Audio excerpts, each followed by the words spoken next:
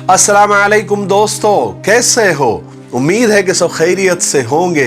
अल्लाह आप लोगों को ऐसे ही खुश रखे। सरकार दो आलम सल्लल्लाहु अलैहि वसल्लम की पूरी जिंदगी पर बनने वाली वीडियो सीरीज जिसका नाम मोहम्मद सब के लिए है, उसका ये 7वां हिस्सा यानी पार्ट 7 है। थोड़ा हम रिकैप कर लेते हैं कि हमने छठे हिस्से में क्या सुना।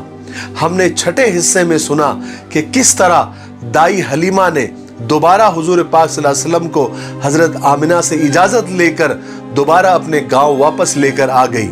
और फिर एक दिन बकरियां चराते हुए हजरत जिब्राइल अलैहिस्सलातु वस्सलाम और कुछ फरिश्ते आए और आप सल्लल्लाहु अलैहि वसल्लम के सीने मुबारक को चाक किया और दिल को निकालकर जमजम से धोकर दोबारा वापस रख दिया। फिर दाई हलीमा ने इस वाक़ये से डर कर और सहम कर कि आगे चलकर कोई ऐसा वाक़या ना हो जाए जिससे मोहम्मद सल्लल्लाहु अलैहि वसल्लम को नुकसान हो, तो बीबी आमिना के पास हुजूर को छोड़ दिया। फिर एक दिन बीबी आमिना अपने ननियाल यानी यसरब गई। यसरब मदीना का पुराना नाम है। वहां पर बीबी आमिना 1 महीना ठहरी और वापसी में एक जगह जिसका नाम अबवा था, जहां बीबी आमिना के शौहर और सरकार दो आलम सल्लल्लाहु अलैहि वसल्लम के वालिद दफन थे, वहां अचानक बीबी आमिना की तबीयत खराब हुई और वहीं पर बीबी आमिना 6 साल की उम्र में हुजूर को छोड़कर इस दुनिया से चली गई और हुजूर 6 साल की उम्र में मुकम्मल यतीम हो गए। चलिए अब आगे सुनते हैं। जब मक्का में ये खबर पहुंची कि बीबी आमिना का इंतकाल हो गया तो मक्का में कोहराम मच गया। जब हुजूर पाक सल्लल्लाहु अलैहि वसल्लम के सर से अपनी मां का साया भी उड़ गया तो उम्मे ऐमन हुजूर को लेकर मक्का आ गई और हुजूर को उनके दादा अब्दुल मुत्तलिब के हवाले करते हुए कहने लगी कि ऐ कुरैश के सरदार मोहम्मद का अब तुम्हारे सिवा कोई नहीं। अब्दुल मुत्तलिब ने कहा, उम्मे ऐमन, क्या तू ये समझती है कि मैं अब्दुल्ला की निशानी को यूं ही बेहिफाजत और अकेला और तन्हा छोड़ दूंगा? मोहम्मद मेरे दिल का टुकड़ा है, मेरी बूढ़ी और सफेद आंखों की रोशनी है। ये हमजा, अकील, हारिस, अबू लहब, अब्बास ये बेशक मेरे बेटे हैं, मगर रब्बे काबा की कसम मोहम्मद मुझे इन सब से बहुत ज्यादा प्यारा है। उम्मे ऐमन, तो मेरी मोहब्बत का अंदाजा नहीं कर सकती। काश ये दिल दिखाने की चीज होती।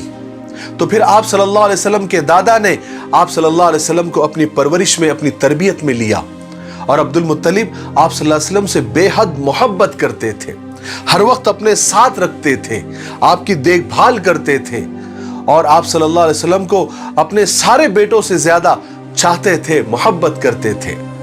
घर में बीबी आमिना की बांदी उम्मे ऐमन आपका ख्याल रखती थी, क्योंकि अब्दुल मुत्तलिब की सख्त ताकीद थी कि मेरे पोते का खास ख्याल रखना, कभी उसकी तरफ से बेपरवाही मत करना और उससे बेहद मोहब्बत करना। और इस तरह आप सल्लल्लाहु अलैहि वसल्लम अपने दादा की शफकत, मोहब्बत की वजह से अपने वालिदा का कुछ गम भूल गए। लेकिन कुदरत जिसको बड़ा बनाना चाहती है उसको आजमाइशों के भट्टियों में तपाती है, मुसीबतों गमों के कांटेदार झाड़ियों से गुजारती है। ऐशो इशरत से बड़ी शख्सियतों को जानबूझकर दूर रखा जाता है। मुसीबतों मशक्कतों के अंधेरों से ही बुलंदियों के सूरज तुलू हुआ करते हैं। खुदा का यही दस्तूर है, यही उसकी सिफत है और इसी में उसकी मसलिहत भी है। मैं इसलिए ऐसा कह रहा हूं क्योंकि अभी 2 ही साल गुजरे थे कि दादा अब्दुल मुत्तलिब भी इस दुनिया से चल बसे। उन्होंने भी दुनिया को खैरबाद कह दिया और मोहम्मद सल्लल्लाहु अलैहि वसल्लम को अकेला छोड़ दिया। लेकिन मरते मरते अब्दुल मुत्तलिब को ये बड़ा गम था, बड़ा सदमा था कि ये बे माँ बाप का बच्चा, इसे अभी कौन संभालेगा। काश मैं कुछ दिन और जिंदा रहता जब तक कि मोहम्मद अपने पैरों पर न खड़ा हो जाता। अब्दुल मुत्तलिब की इस आरजू पर, इस आखिरी आरजू पर कुदरत मुस्कुरा रही थी, गोया यूं कह रही थी कि ऐ हाशिम के बेटे, मोहम्मद को बेसहारा समझकर रोता है। ऐ बूढ़े सरदार, ये यतीम तो यतीमों का वाली है, गुलामों का मौला है। जितने दुनिया में बेसहारा होंगे یہ ایک دن سب کا سہارا بننے والا ہے۔ یہ وہی تو ہے جس کے اشارے پر چاند و سورج اور ستارے گردش کریں گے۔ عبد المطلب تو آرام سے اپنی جان دے دے، محمد کا غم نہ کر، اس کی غم خاری کے لیے اس کا خدا کافی ہے۔ ابھی حضور کی عمر صرف 8 سال ہی تھی، اور یہ عمر ایسی تھی کہ آپ صلی اللہ علیہ وسلم غم اور خوشی کو پوری طرح محسوس فرما سکتے تھے۔ اس لیے دادا عبد المطلب کے مرنے کا صدمہ اور اس کا غم آپ کو بہت زیادہ پہنچا۔ اپنے پیارے، شفیق اور محبت کرنے والے دادا کی موت پر آپ کے آنکھوں سے آنسو آ گئے، اور ایک مدت تک آپ اپنے دادا کو یاد کرتے رہے۔ بہرحال رسول پاک صلی اللہ علیہ وسلم کے اس دنیا میں آنے سے پہلے ہر قوم کے عالم، کاہن، نجومی آپ کا انتظار کر رہے تھے۔ انہوں نے پچھلے نبیوں کی کتابوں میں اور آسمانی کتابوں میں پڑھا تھا کہ فلاں زمانے میں فلاں جگہ پر ایک زبردست نبی ظاہر ہوں گے جو ساری دنیا کے لیے خدا کی طرف سے پیغام لائیں گے۔ ان میں سے تو بہت سے عالم اور بہت سے راہب اور بہت سے نجومی اور بہت سے کاہن تو ایسے تھے جو آپ کے آنے کا انتظار کر رہے تھے، اور وہ آرزو اور تمنا کرتے تھے کہ وہ نبی آئے اور ہم ان کی شریعت پر چلیں۔ لیکن ان میں سے کچھ کاہن، کچھ نجومی، کچھ عالم ایسے بھی تھے جو آپ کے آنے سے اور آپ کے ظاہر ہونے سے ڈرتے تھے، کیونکہ حضور کے آنے کے بعد تو ان کو کوئی نہیں پوچھے گا، ان کی دکانیں بند ہو جائیں گی، شٹر ڈاؤن ہو جائے گا۔ لیکن جب حضور پیدا ہوئے تو آپ میں وہ ساری نشانیاں موجود تھی جو آسمانی کتابوں میں درج تھی، لکھی گئی تھی۔ اس لیے جب بھی کوئی کاہن یا نجومی یا عالم یا راہب آپ کو دیکھتا تھا تو فوراً پہچان لیتا تھا کہ آپ ہی آخری نبی ہے جن کی خبریں ہم دنیا کو دیتے آئے ہیں۔ ایک مرتبہ کا واقعہ ہے کہ دائی حلیمہ ایک دن اوکاس کے میلے میں گئی۔ اس زمانے میں حضور آپ کے پاس ہی تھے، اس لیے آپ کو بھی ساتھ میں لے کر گئی۔ اس میلے میں ایک بہت بڑا کاہن آیا ہوا تھا۔ وہ بچوں کے ہاتھوں کو دیکھ کر اور پیشانیوں کو دیکھ کر ان کے مستقبل اور ان کے فیوچر بتایا کرتا تھا۔ جب اس نے اچانک حضور کو دیکھا تو ایک دم چیخنے لگا، چلانے لگا اور لوگوں کو جمع کرنے لگا اور کہنے لگا، اے قریش کے لوگوں، اے قریش کے لوگوں، جلدی سے آ جاؤ، جلدی سے آ جاؤ۔ لوگ ایک دم چاروں طرف سے جمع ہو گئے اور پوچھنے لگے کہ کیا بات ہے، کیا ہوا؟ تو کاہن کہنے لگا کہ اے قریشیوں، اگر تم اپنی بھلائی چاہتے ہو تو فوراً اس بچے کو قتل کر دو۔ دائی حلیمہ نے جب یہ بات سنی تو فوراً وہاں سے حضور کو لے کر چپکے سے نکل گئی اور تیزی سے اپنے گھر کی طرف روانہ ہو گئی۔ ادھر قریشیوں نے کاہن سے پوچھا کہ کون سا بچہ، کہاں ہے بچہ؟ کاہن نے کہا ابھی تو یہیں پر تھا۔ جب قریشیوں نے ادھر ادھر دیکھنے لگے تو انہیں کوئی بچہ نظر نہیں آیا، تو کاہن سے کہنے لگے، ارے یہاں تو کوئی بچہ نہیں ہے، پھر ہم اسے قتل کیوں کریں؟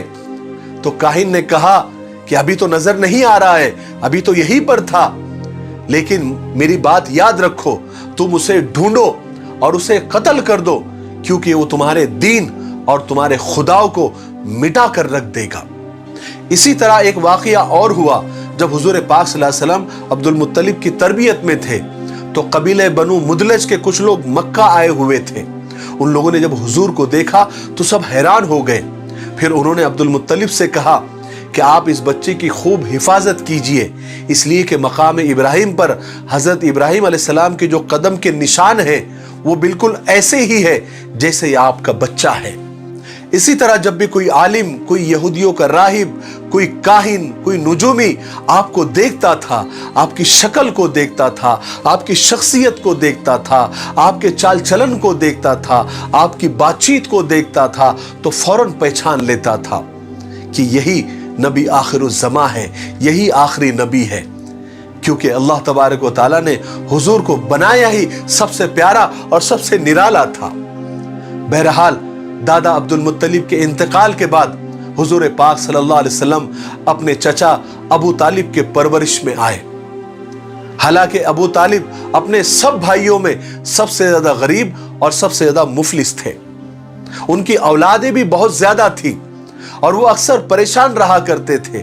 جب بھی ان کے بچے کھانا کھانے بیٹھتے تو کبھی پیٹ بھر کر نہیں کھاتے تھے، لیکن جب حضور ان کے گھر آئے تو وہاں بھی برکتیں نازل ہونا شروع ہو گئی، اور بہت ساری عجیب عجیب باتیں ابو طالب کے گھر میں ہوئی، جس کا ذکر ہم 8ویں حصے میں یعنی پارٹ 8 میں کریں گے انشاءاللہ۔ تب تک آپ تھوڑا انتظار کریں اور آپ اپنے وعدے پر قائم رہیں۔ آپ یہ جو سیریز ہم نے شروع کی ہے محمد سب کے لیے، اس کے سب حصوں کو اور سب پارٹس کو آپ ذرا غور سے دیکھیے، اور اپنے خاندان میں، اپنے رشتہ داروں میں، اپنے دوستوں میں اس کو زیادہ سے زیادہ شیئر کریں، تاکہ نبی پاک صلی اللہ علیہ وسلم کو اور ہمارے سب سے پیارے نبی کی زندگی کو اور ان کو ہم قریب سے جانیں، اور ان کی چھوٹی چھوٹی باتوں کو ہم سمجھیں اور اس پر عمل کرنے والے بنیں۔ مجھے امید ہے کہ آپ اپنے وعدے پر قائم رہیں گے اور ان ویڈیوز کو آپ زیادہ سے زیادہ شیئر کریں گے۔ تب تک میرے لیے، پوری امت کے لیے اور پوری انسانیت کے لیے خیر اور بھلائی کی دعا کرتے رہیں۔ السلام علیکم ورحمۃ اللہ وبرکاتہ۔